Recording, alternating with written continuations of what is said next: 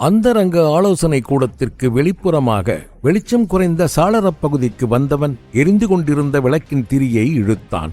வெளிச்சம் சற்று குறைந்தது. கூடத்தின் சுவரின் அருகினில் நின்று கொண்டான். இப்போது உள்ளே என்ன பேசிக் கொள்கிறார்கள் என அவனால் தெளிவாக கேட்க முடிந்தது.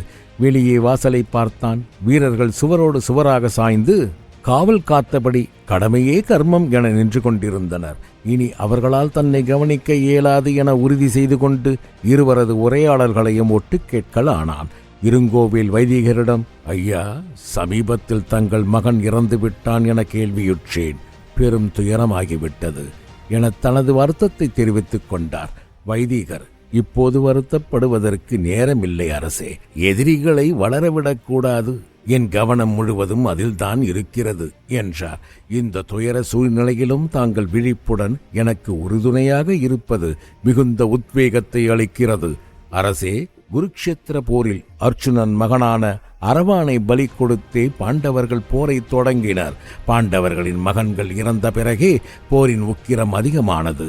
தங்களின் புதல்வர்கள் அனைவரும் போரில் மாண்டதை எண்ணி பாண்டவர்கள் வருத்தப்பட்டிருந்தால் அப்போரில் வெற்றி பெற்றிருக்க இயலாது.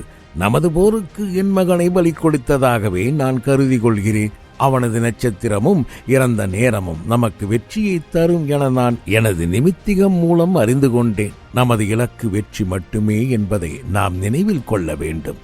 ஐயா, தாங்கள் எனக்கு ஆலோசகராக கிடைத்தது எனது பூர்வ ஜன்மத்து புண்ணியம் என்ற மன்னர் இருங்கோவில் அமைதியானார்.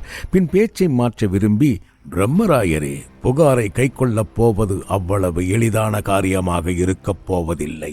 வீரர்களுடன் சென்ற எனது மகன் மட்டுமே திரும்பி வந்தான். மற்ற வீரர்கள் அனைவரையும் செங்கு வீரனும் அவனது உபதளபதிகளும் கொன்று விட்டார்கள். உயிரோடு திரும்பி வந்த என் மகனை எண்ணினாலே பெருத்த அவமானமாக உள்ளது.